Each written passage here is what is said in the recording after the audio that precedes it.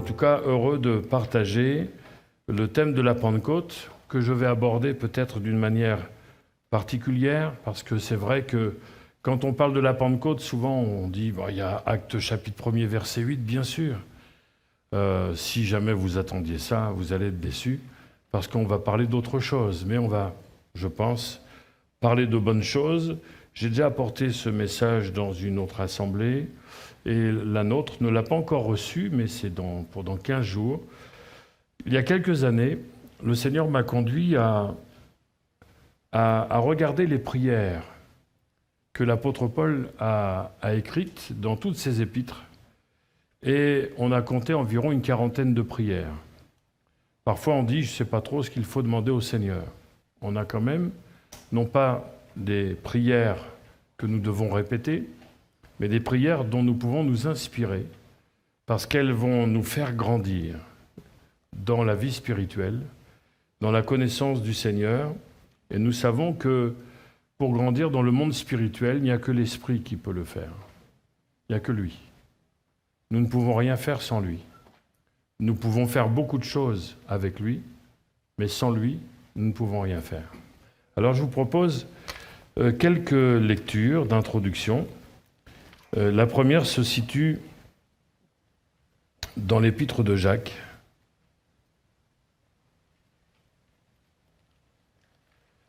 Au chapitre 1er, et nous lisons au verset 17.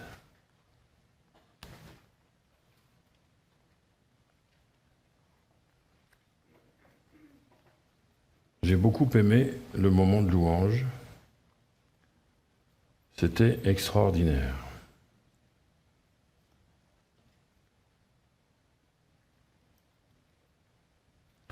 Jacques chapitre 1er, verset 17, nous lisons ceci. « Toute grâce excellente et tout don parfait descendent d'en haut du Père des Lumières, chez lequel il n'y a ni changement ni ombre de variation. » Tout don parfait. Rien n'y échappe. Parmi les dons parfaits, il y a bien sûr la personne de Jésus, mais il y a aussi le Saint-Esprit. Il nous a été donné. Il est descendu d'en haut et je crois qu'il veut descendre sur nous ce matin. Dans l'Épître aux Hébreux, chapitre 1er, verset 3, Hébreux, chapitre 1er, verset 3,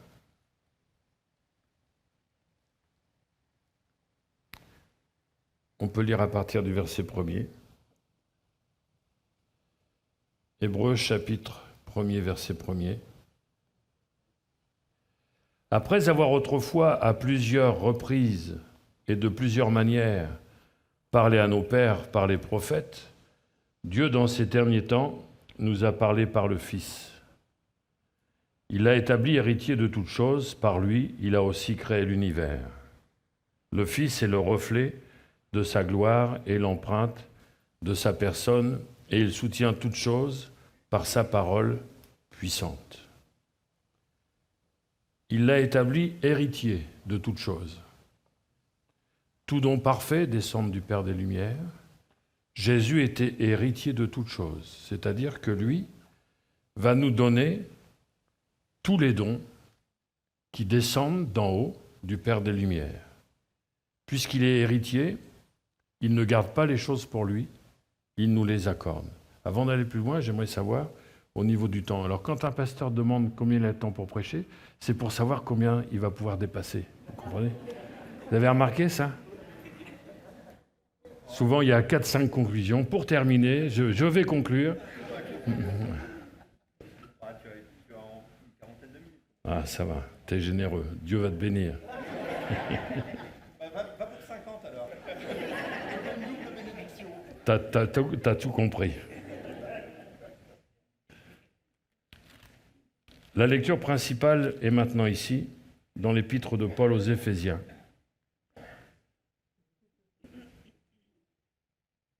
Donc je compte après mes lectures. Éphésiens, chapitre 1er, verset 1er.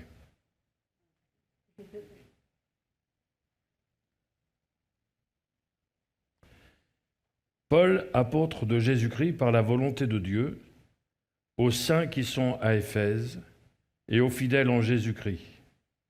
Que la grâce et la paix vous soient données de la part de Dieu notre Père et du Seigneur Jésus-Christ. Béni soit le Dieu et Père de notre Seigneur Jésus-Christ, qui nous a bénis de toute bénédiction spirituelle ou encore de toute bénédiction de l'Esprit. De toute bénédiction de l'Esprit dans les lieux célestes en Christ. Nous allons au verset 15, toujours au chapitre 1er. C'est pourquoi moi aussi, ayant entendu parler de votre foi au Seigneur Jésus et de votre amour pour tous les saints, je ne cesse de rendre grâce pour vous. Je fais mention de vous dans mes prières, afin que le Dieu de notre Seigneur Jésus-Christ, le Père de gloire, vous donne un esprit de sagesse et de révélation dans sa connaissance, qu'il illumine les yeux de votre cœur, pour que vous sachiez quelle est l'espérance qui s'attache à son appel, quelle est la richesse de la gloire de son héritage qu'il réserve aux saints, et quelle est envers nous qui croyons l'infinie grandeur de sa puissance, se manifestant avec efficacité par la vertu de sa force. Sa force, donc, il l'a déployée en Christ, en le ressuscitant des morts et en le faisant asseoir à sa droite dans les lieux célestes, au-dessus de toute domination, de toute autorité, de toute puissance et de toute dignité, et de tout nom qui peut être nommé non seulement dans le siècle présent, mais encore dans le siècle à venir. Il a mis tout sous ses pieds, et il l'a donné pour chef suprême à l'Église, qui est son corps, la plénitude de celui qui remplit tout en tous. Amen. Ici, il nous est parlé abondamment de l'Esprit, c'est-à-dire tout ce qui est consécutif à la Pentecôte, puisque c'est à ce moment-là que vraiment le Saint-Esprit est descendu sur les apôtres. Bien sûr, il y avait la nouvelle naissance, l'Esprit de Dieu en nous. La Pentecôte, c'est l'Esprit de Dieu sur nous. Et l'apôtre Paul nous commence déjà, il établit, rien qu'avec le premier verset, notre position en Jésus. Il parle des saints qui sont à Éphèse, le lieu géographique, et il parle des fidèles qui sont en Jésus-Christ, le lieu spirituel. C'est-à-dire de la même manière que physiquement, les disciples se rassemblaient dans l'église, dans la ville d'Éphèse, de la même manière, les disciples de Jésus-Christ étaient en Jésus-Christ, en lui. C'est exactement la même chose. N'oublions jamais cette position spirituelle. C'est aussi réel que nous sommes en Jésus que nous sommes à Anderlecht. C'est aussi réel. Et il faut que nous puissions toujours considérer cette position dans le sens où on ne sort jamais. Ou en tout cas, si on sort de cette position spirituelle, il n'est pas étonnant que nous perdions l'héritage, que nous perdions la dimension spirituelle que le Seigneur nous a donnée en Jésus. Donc, dès le départ, l'apôtre est inspiré pour dire, voilà comment que ça se passe. Vous êtes rassemblés physiquement à Éphèse, mais vous demeurez sans cesse dans la personne de Jésus. C'est notre position spirituelle. Alors, pour approfondir sa pensée, il va rappeler qu'il y a quelque chose qui s'est passé lorsque Jésus a donné sa vie, lorsqu'il est mort, ressuscité, enlevé et qu'il a envoyé son esprit. Mais il s'est passé quelque chose aussi le jour où nous avons accepté Jésus comme notre Sauveur. La parole de Dieu nous dit que nous avons été, non pas que nous allons l'être bientôt, que nous le serons un jour, si jamais on a un petit peu de chance, mais il dit que nous avons été bénis de toute bénédiction spirituelle, c'est-à-dire de toute bénédiction de l'Esprit dans les lieux célestes, mais en Christ. Ce n'est pas dans les lieux célestes répartis un petit peu partout, comme la chambre parfois des enfants où il y a des jouets partout, et puis on ne sait plus trop où. Remarquez, je dis la chambre des enfants, parfois mon bureau, il n'est pas mieux. Ma femme confirme. J'aurais pas dû parler de ce détail-là. Mais ça veut dire que les bénédictions spirituelles sont vraiment en lui. Tout don parfait descend d'en haut. Elles descendent de Jésus, dans lequel nous avons été bénis de toute bénédiction de l'Esprit. Et je dois chaque jour, pas de temps en temps à la Pentecôte, mais chaque jour, non seulement me le rappeler, mais aller plus loin que cela, c'est-à-dire, Seigneur, moi j'aimerais découvrir, j'aimerais savoir, j'aimerais connaître. Plus que de découvrir, savoir et connaître, j'aimerais vivre, moi, les bénédictions spirituelles que j'ai en Jésus. Parce que c'est notre héritage, c'est à nous. Si on a Jésus, on a aussi cet héritage. Et Paul continue sa pensée en disant, voilà, il a commencé à décrire le tableau, maintenant il y a une prière pour ça. J'ai appelé cette prière-là la prière des 3 grandeurs ou des 3 révélations. Cette prière-là, elle concerne tous ceux qui ont fait une expérience spirituelle réelle avec le Seigneur. Puisqu'il nous est dit que la porte d'entrée à cette bénédiction, c'est la foi au Seigneur Jésus et notre amour pour tous les saints. Si nous n'avons pas déjà expérimenté ça, on ne va pas pouvoir aller plus loin.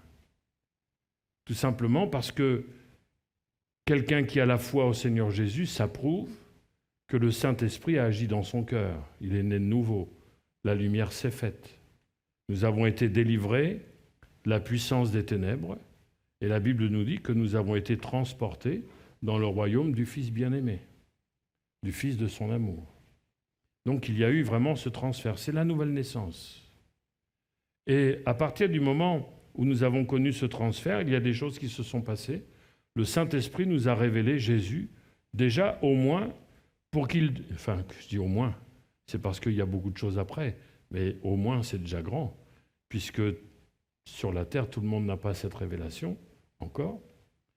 Mais c'est déjà la foi au Seigneur Jésus. La Bible dit que si quelqu'un confesse que Christ est Seigneur, ça prouve que le Saint-Esprit agit en lui. Et puis, il nous est dit que l'amour des Éphésiens, à ce moment-là, on n'est pas encore dans l'Apocalypse où ils avaient perdu cet amour, et votre amour pour tous les saints. C'est-à-dire que c'est déjà une Église qui a fait une expérience. Quand nous avons une Église qui aime tous ses membres d'une manière égale, de l'amour de Christ, pas simplement de l'amour selon ce que nous voulons. Mais la Bible dit, et Jésus nous l'a dit, c'est lui qui le dit, que nous devons nous aimer les uns les autres comme lui nous a aimés. Pas simplement comme nous voulons les aimer. Vous connaissez les feuillages de la marguerite. Je t'aime un peu, beaucoup, passionnément. Et puis la dernière, c'est pas du tout. C'est pas ça. Seigneur, aide-moi. Et c'est le résultat d'une expérience spirituelle. C'est parfois aussi parce que c'est un combat. Mais voilà, votre amour pour tous les saints. Donc, si le Saint-Esprit a réussi à nous donner la foi en Jésus, si le Saint-Esprit a réussi à nous donner l'amour pour tous les chrétiens, le Saint-Esprit peut nous amener plus loin. Il peut nous amener à cette révélation particulière qui est adressée, donc cette prière est adressée au Père de gloire, c'est-à-dire à celui qui est la source et l'origine de la gloire. Il est le Père. Pas simplement l'auteur, mais il est le Père. C'est lui qui la communique. Il ne l'a pas simplement fabriquée, mais elle vient de lui. Elle vient de son cœur, elle vient de sa nature. La gloire, elle vient de là. Parfois, on cherche la gloire, comme un jour, il nous est dit dans Jean chapitre 2, des personnes qui cherchaient la gloire des hommes. Mais nous sommes appelés à chercher la gloire de Dieu. Nous sommes appelés à aller à la source, c'est-à-dire à ce Père de gloire. Il est à l'origine, il est à la source, il est la source de cette gloire. Et puisque c'est la gloire qui le caractérise, puisque c'est la gloire qui émane de sa personne, nous allons demander un esprit de sagesse et de révélation dans sa connaissance. Mais bien aimés, c'est une prière que nous devrions apporter au Seigneur tous les jours. Parce que cette connaissance-là, elle ne viendra que comme ça. On peut avoir des livres, c'est bien, j'en ai quelques-uns. Je crois qu'elle va dévoiler toute ma vie. Mon bureau pas rangé, livres. C'est pour ça d'ailleurs que le bureau n'est pas rangé d'ailleurs. On peut faire tout ce que l'on veut, mais la révélation des choses célestes, spirituelles en Jésus, ne nous viendra que par l'esprit de sagesse et de révélation dans sa connaissance. Bien sûr, il y a toutes sortes d'expériences, mais il va y avoir ce travail invisible, un travail profond qui va se faire de la part du Seigneur. J'ai regardé un peu la définition de la sagesse. Alors bien sûr, on pourrait toujours en parler longtemps de la sagesse. Mais ici, d'une manière particulière, la sagesse, c'est la révélation des choses profondes. La révélation des choses profondes et la capacité de les mettre en pratique. Donc ce n'est pas juste une révélation avec laquelle on ne va pas savoir quoi faire, avec lesquelles, puisqu'il y en a certainement plusieurs, que nous n'allons pas savoir, on va être embarrassé. La sagesse dont il est parlé, c'est cette sagesse qui non seulement nous révèle les choses profondes, mais va nous aider aussi à les vivre. Et il nous est parlé aussi de la révélation. Notons que la sagesse est avant la révélation. La révélation, c'est la divulgation des choses cachées. Le mot révélation, c'est exactement le mot de l'Apocalypse. Révélation. La révélation des choses cachées. Donc le Saint-Esprit va nous amener à avoir la révélation de choses profondes. L'Esprit sonde même les profondeurs de Dieu. Il n'y a que lui qui le fait. C'est pour ça que quand on aborde les choses intellectuellement, on peut arriver à toutes sortes de théories, de certaines, entre guillemets, vérités.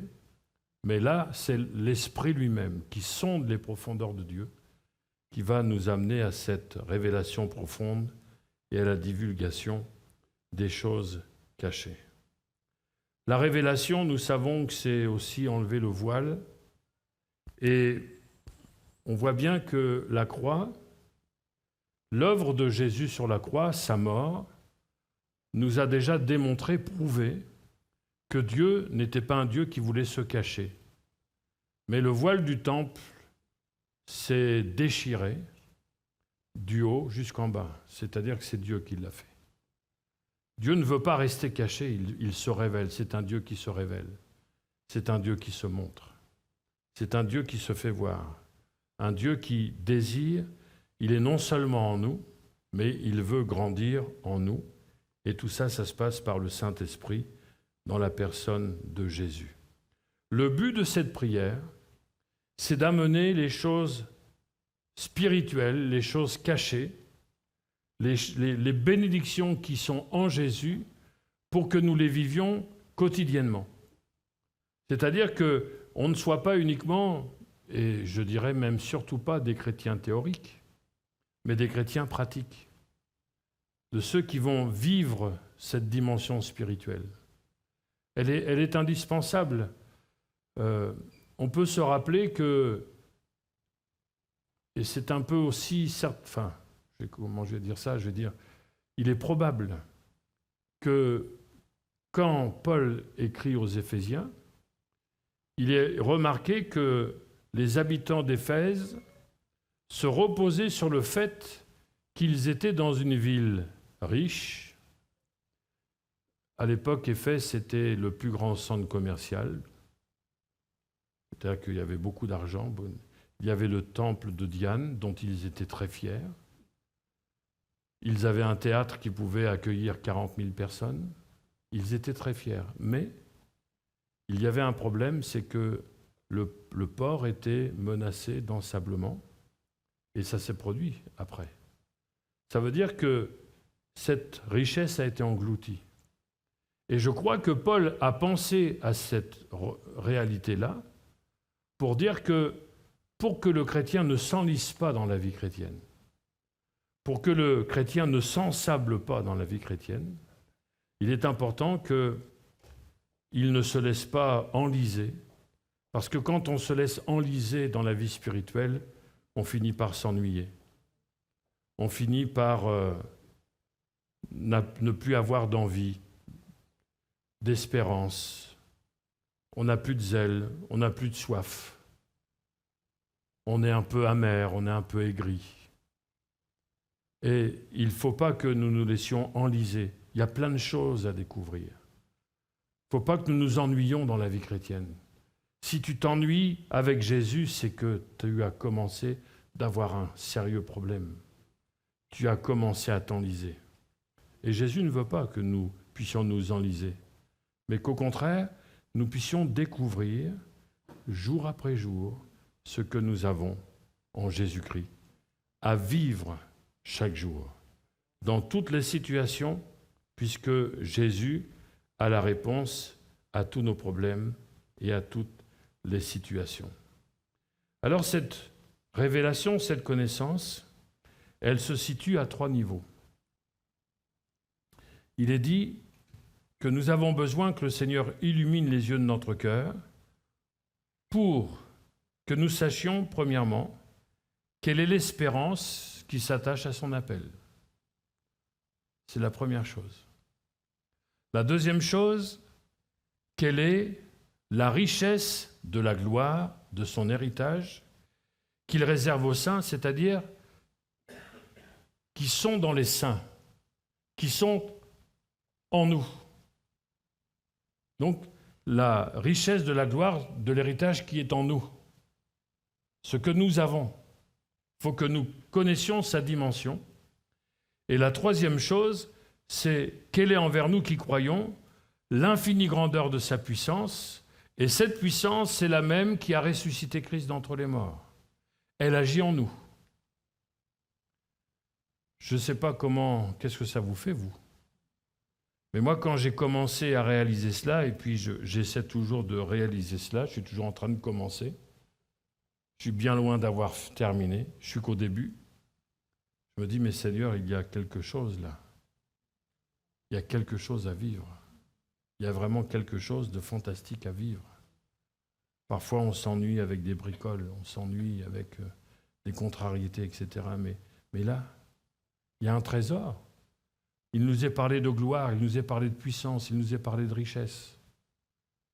On a vraiment besoin, en tout cas pour vous, je ne sais pas, mais moi j'ai besoin de découvrir ces choses. Besoin d'entrer pleinement dans cet héritage. Besoin que le Seigneur m'aide. Alors la première chose, quelle est l'espérance qui s'attache à son appel? Il y a 2 niveaux. Quand on parle d'espérance, souvent on parle d'éternité. C'est juste, c'est vrai. Et nous avons raison, parce que je crois que quand on sait, quand on croit ce qui nous attend dans le ciel, on a envie d'y aller.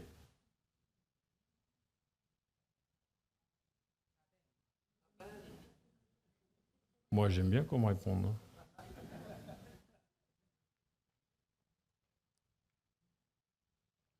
Si jamais on vous décrit une destination lamentable, qui va vouloir y aller? C'est là-bas, c'est complètement mort, c'est pourri, il n'y a rien, c'est sale, c'est une voie sans issue. Chic, je vais y aller. Non. Par contre, si on vous dit, cet endroit, c'est extraordinaire, j'ai jamais vu ça, c'est fabuleux, il y a tout ce qu'il faut, tu vas voir, tu ne vas pas en revenir. Wow, ça donne envie.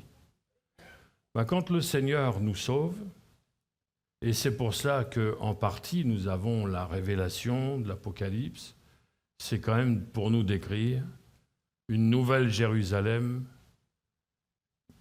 tous les palais les plus clinquants de la terre sont bien fades par rapport à la nouvelle Jérusalem. Et donc le Seigneur nous a dit, voilà, je vais vous préparer une place afin que là où je suis, vous y soyez aussi. Voilà. Rien que déjà, même si le Seigneur nous disait, vous savez, le ciel, c'est comme l'étable où je suis né.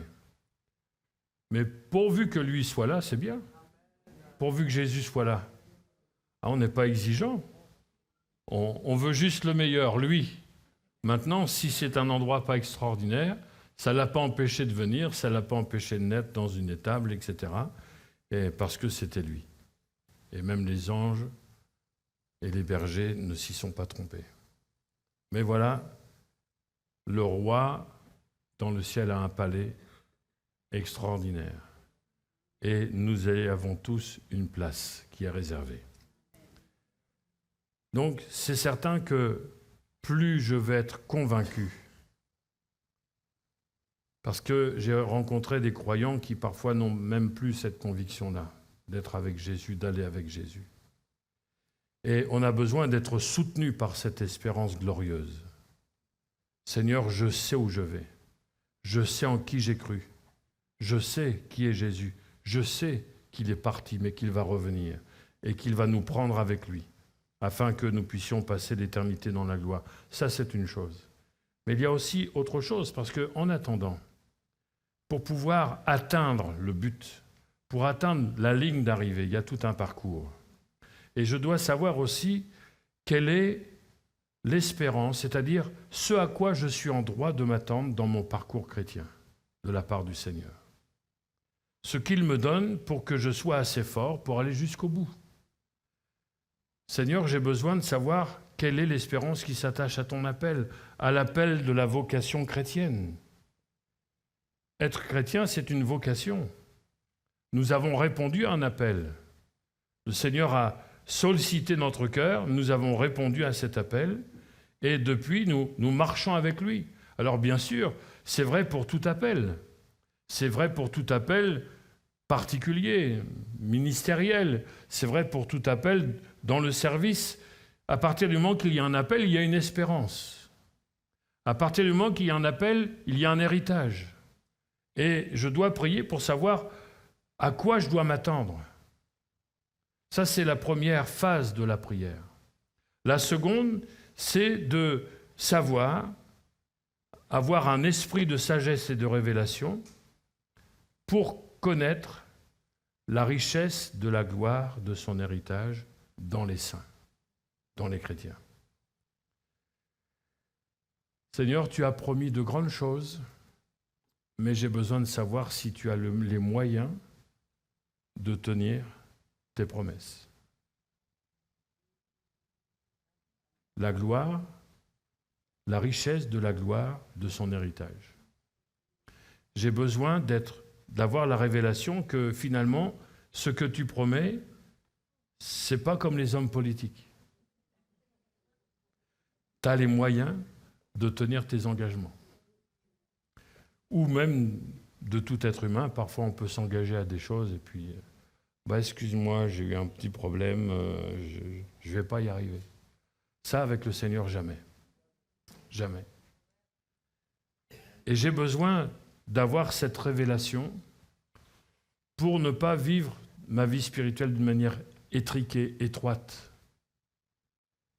Quand on se sent étriqué dans la vie spirituelle, c'est-à-dire qu'on est juste centré autour de soi et on a même du mal à avancer face à nos problèmes. La parole de Dieu répond à cela. Mais prie. Prie pour savoir quelle est la richesse de la gloire de son héritage qu'il réserve dans les saints. Tout ce qui est en toi. Tu cherches plein de choses qui sont en toi. Mais tu as besoin d'ouvrir les yeux et seul l'Esprit de Dieu peut le faire. Tu as besoin que le Saint-Esprit te révèle la gloire, la richesse de la gloire. La gloire, c'est la grandeur, c'est la réputation, c'est l'honneur de quelqu'un. Et Dieu défend son honneur. Dieu défend sa gloire. Et donc, Ça, c'est le Saint-Esprit qui va me révéler que le Seigneur a les moyens de tenir ses engagements. Et puis, la dernière chose, c'est de savoir quelle est envers nous qui croyons l'infinie grandeur de sa puissance. Tu veux vraiment être béni? Ça va, je suis bien, je suis relax. Avant de parler de cette puissance qui nous dépasse, rappelons-nous comment Dieu a agi, même avant que le Saint-Esprit soit venu. Il nous est parlé d'espérance qui s'attache à son appel, de la richesse de la gloire, de l'infinie grandeur de sa puissance. Mais finalement, quand on voit comment Dieu a agi avec Abraham, tout a été une question de révélation. Et une révélation progressive. Puisqu'à un moment donné, quand Dieu parle à Abraham, on ne le connaît pas, Abraham. Vous avez certainement remarqué dans la Bible qu'il y a beaucoup d'hommes, de femmes dont Dieu s'est servi, et juste avant, ils étaient inconnus. Élie, par exemple, il débarque, je ne sais pas s'il était en bateau, mais il arrive dans le premier livre des rois, au chapitre 17, juste avant, on ne sait pas qui il est. Élie le Tchibite. C'est où Tchibé, c'est où Tchibé? Vous avez déjà regardé, les frères, où c'était Tchibé? Moi, j'ai regardé, j'ai trouvé. Et pour trouver, il faut chercher. Je ne sais pas s'il y a un village méconnu par ici, certainement. Mais si vous connaissez, c'est qu'il n'est pas méconnu. Mais des villages, on ne sait pas. Mais ce qu'on sait, c'est qu'il se tenait devant Dieu. C'est-à-dire qu'il avait le meilleur endroit. La ville, on ne savait pas trop, mais il se tenait devant Dieu. Et Dieu va se servir de lui. Et Abraham, c'est la même chose. On apprend des choses quand on cherche sur Abraham. Et d'un seul coup, Dieu lui dit, tu quittes tout ce que tu as et tu vas aller dans le pays que je te montrerai. Voilà, la révélation, c'est qu'il ne sait pas où il va aller. Bonjour la révélation. Mais c'est une révélation. C'est le premier pas, il est parti. Abraham partit. Et il obéit sans savoir où il allait. Mais il a eu quand même une révélation. Tu pars et puis tu verras bien. Mais à un moment donné, le Seigneur va le visiter et ça équivaut à des paroles de connaissance, des paroles de révélation. C'est très spirituel. Par exemple, dans Genèse 13, il nous est dit, au verset 14,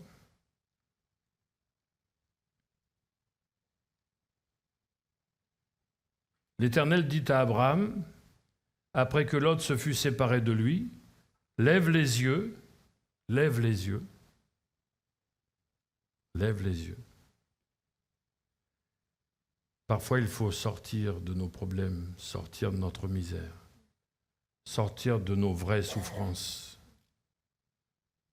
sortir des peines que nous avons, des problèmes que nous avons, sortir de nos angoisses, sortir de nos conflits, sortir des difficultés familiales qui sont réelles, on en a tous, et lever les yeux. Parce que la solution, elle va venir de là. Lève les yeux et du lieu où tu es, regarde vers le nord et le midi, vers l'orient et l'occident. Vous avez remarqué, il y a 4 dimensions. Vers le nord, le midi, vers l'orient et l'occident. Car tout le pays que tu vois, je le donnerai à toi et à ta postérité pour toujours. Je rendrai ta postérité comme la poussière de la terre, en sorte que si quelqu'un peut compter la poussière de la terre, il y a quelqu'un qui peut faire ça? La richesse de la gloire. Ta postérité aussi sera comptée. Lève-toi, parcours le pays, dans sa longueur, dans sa largeur, car je te le donnerai. Abraham leva ses tentes et vint habiter parmi les chênes de Mamré, qui sont près d'Hébron, et il bâtit là un autel à l'Éternel. au chapitre 15, verset 5. On peut lire au verset 4. Alors la parole de l'Éternel lui fut adressée ainsi, ce n'est pas lui qui sera ton héritier, mais c'est celui qui sortira de tes entrailles, qui sera ton héritier. Tout ça, ce sont des paroles prophétiques. Et après l'avoir conduit dehors, il dit, regarde vers le ciel et compte les étoiles. Après la poussière, les étoiles. Il y a tout ce qui est plus bas, tout ce qui est le plus haut. Si tu peux les compter. Et il lui dit, telle sera ta postérité. Abraham n'a pas cru du tout. Vous avez ça dans votre Bible? Moi, j'attends. Hein. Ah, d'accord. Vous m'avez eu. Hein. Abraham eut confiance. Eut confiance. Il a fait confiance. Il a cru. C'est la seule chose à faire. Même si la foi, c'est un combat, mais c'est la seule chose à faire. Abraham eut confiance en l'Éternel qui le lui imputa à justice. Et quand on lit au chapitre 3 d'Éphésiens et au verset 14, vous savez que juste après que Paul ait parlé d'un mystère qui est enfin révélé, c'est-à-dire l'Église, la réunion des Juifs et des non-Juifs, c'est ça le mystère vers lequel le Saint-Esprit l'a conduit, en tout cas révélation de ce mystère. Il dit, Éphésiens chapitre 3, verset 14, « À cause de cela, je fléchis les genoux devant le Père, de qui toute famille dans les cieux et sur la terre tire son nom, afin qu'il vous donne, selon la richesse de sa gloire. » Ici, je crois qu'il développe la première prière. La première pensée du chapitre 1er, il la développe ici.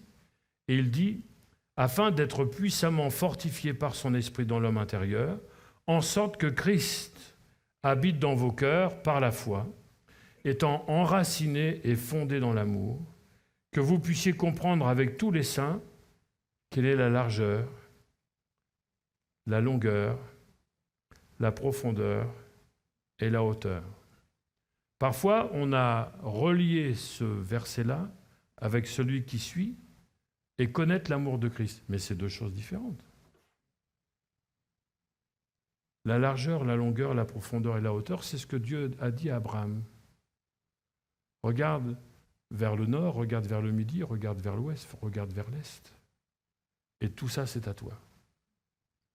Regarde dans la largeur, regarde dans la longueur, regarde dans la profondeur, regarde dans la hauteur. Regarde tout ce que le Saint-Esprit va te révéler et que tu as en Jésus. Regarde.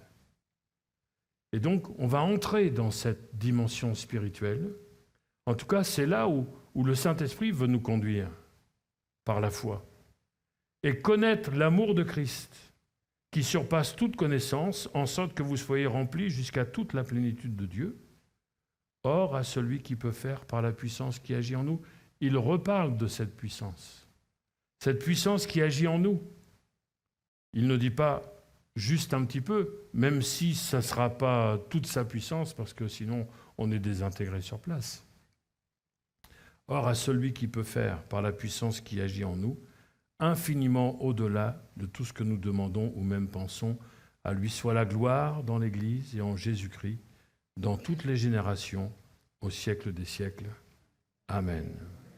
Donc là, il continue cette prière du chapitre 1er pour nous dire que, comme Abraham, qui a reçu un héritage, il a reçu cet héritage même avant d'y entrer, il a reçu la possession de cet héritage même avant de marcher sur cette terre, de la même manière, nous avons tout reçu.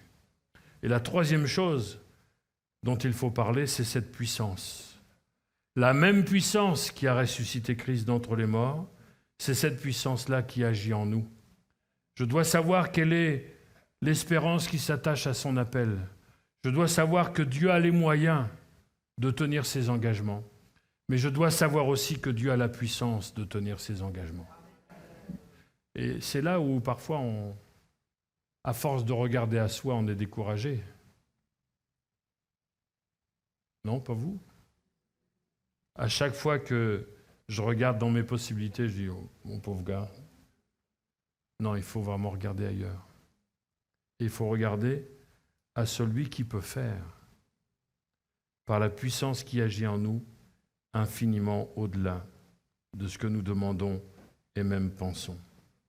C'est vrai pour l'éternité, il faudra toute la puissance de résurrection pour que nous soyons transformés avec un corps de résurrection pour aller auprès du Seigneur. Donc, il faut que j'aie cette révélation-là. Parfois, il y a des croyants qui doutent de la résurrection, n'ont pas cette assurance dans leur cœur. Bien, demande au Seigneur de te révéler, savoir que cette espérance, elle est pour toi, que Dieu a les moyens de tenir et il a la puissance de le faire. Mais c'est vrai aussi pour la vie de tous les jours. Cette puissance-là ne réside pas dans les muscles. C'est pas dans les salles de sport que, même si j'ai absolument rien contre, d'abord je devrais y aller, j'ai pas le temps, mais ça serait pas mal que j'y aille. Mais c'est pas de cette puissance-là dont la parole de Dieu parle. La puissance de l'esprit. Parfois, on rétrécit la Pentecôte à des choses, miracles, etc. Et forcément, on a besoin de tout ça, bien sûr. Mais on a d'abord besoin que notre vie intérieure entre dans l'héritage que Dieu nous a donné en Jésus-Christ. Pour que chaque jour, on ne puisse pas vivre comme des gens pauvres, des gens qui galèrent même pour vivre chaque jour, qui peut-être sont submergés par les problèmes et qui ne savent pas comment s'en sortir. Parfois, on peut même louer le Seigneur, on peut même très bien louer le Seigneur et puis vivre comme des pauvres chaque jour, parce qu'on n'entre pas ou on n'est pas entré suffisamment dans l'héritage spirituel. Frères et sœurs, par la grâce de Dieu, cette prière-là, quasiment chaque jour, je m'adresse au Seigneur. Parce que je crois vraiment que notre solution à tout, elle est là. Elle commence là. Et si ce matin, j'ai pu vous donner envie de faire monter vers le Seigneur cette prière-là, j'aurais réussi ma mission. Non pas parce que c'est moi qui vous le dis, mais parce que c'est le Seigneur qui nous y invite. Il y a eu un moment où l'église d'Éphèse il a dû se passer un problème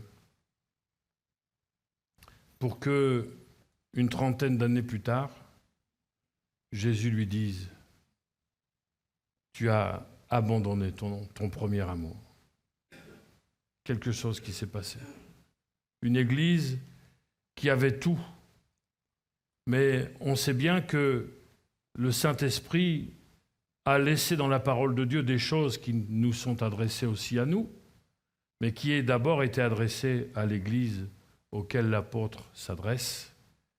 Et certainement que si cette Église s'est enlisée, c'est qu'ils n'ont peut-être pas persévéré dans cette prière. Et si nous ne voulons pas nous enliser, si nous ne voulons pas, vous savez, un peu dans la vase, là, plus tu gigotes, plus tu t'enfonces. Plus tu bouges, moins tu peux bouger. Mais si on veut vraiment courir dans la carrière qui nous est ouverte, connaître le Seigneur, être des chrétiens fraîchement renouvelés dans la puissance de l'Esprit, des gens qui vivent l'héritage spirituel, dont le baptême du Saint-Esprit, dont les dons spirituels, pas un de temps en temps, les 9. Une église qui doit pratiquer les dons spirituels. Ça fait partie de l'héritage. Une église qui grandit dans la connaissance de la parole de Dieu, non pas qui va chercher une énième révélation. J'entendais l'autre fois quelqu'un qui disait « Nous avons la nouvelle révélation de l'Esprit. » Ah bon ? Ah bon, je croyais que Dieu avait tout dit, mais bon.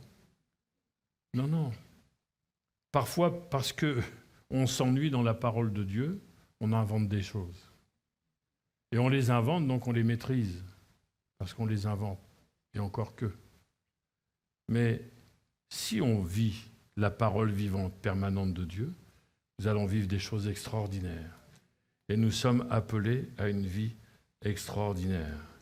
Que Dieu nous accorde cette grâce. Souvenons-nous de cette prière, mes bien-aimés. Et chaque jour, apportons-le au Seigneur. Nous allons vivre des choses glorieuses. Que le nom du Seigneur soit béni. On peut prier quelques instants.